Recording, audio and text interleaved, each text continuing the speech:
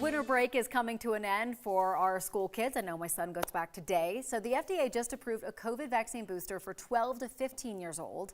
9 News health expert Dr. Payal Kohli joins us to talk about what parents should know as kids head back. Good morning. Good morning, Corey. So in an ideal world, what do you think schools should do before kids head back to the classroom? You know, we're in a very different place than last year, but it is important to have some measures in place. So I was talking to my friend from Germany just last night, and what they're doing is everybody's vaccinated and boosted. The teachers, the kids that are eligible, of course. They're also doing testing going into school. So every child has to have a negative PCR test coming into school. And then they're doing rapid testing 3 times a week when the kids are in school. They're also making sure the kids are wearing surgical masks, not the cloth masks that we know don't work as well anymore. So they're really following a lot of measures that I think are stepping it up from what we were doing last year. I believe there is one school district here, I think it's Jeffco, that does testing of their students, but not all school districts do that.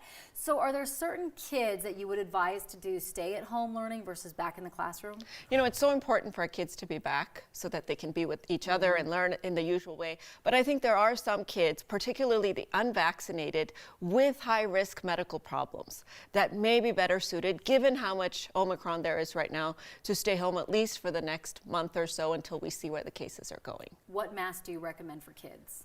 So this is a big one because we've been putting cloth masks on our kids for a year and a half now, and really the CDC has changed that guidance, and now it needs to be a high-grade medical mask, at the very least a surgical mask, but preferably a KN95, which is pretty easy to wear. It's not as hard as the N95, and something that our kids need to get used to. So we were just talking about the booster news that came out yesterday for kids 12 to 15 years old. What are your thoughts about the boosters for kids, even though their infections really largely are mild? Yeah, this is the same question. I mean, when we asked, should we even get the kids vaccinated? So part of it is really for our kids, because as you've seen, the number of new variants that keep emerging, we just don't know what the next variant is going to look like. And we know that boosters offer cross protection, but part of it is also to help our fight in the spread of the infection.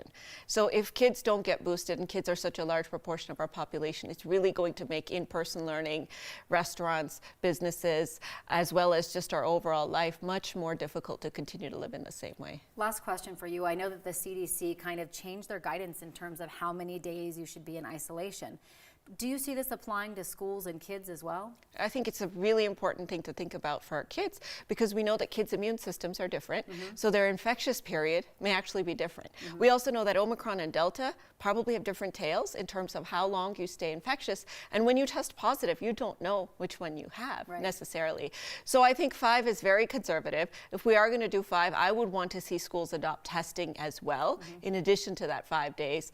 But 10 days, I think what we had been doing last year would be more conservative. All right, very interesting. Dr. Kohli, thank you so much. Welcome back. Thank you. All right.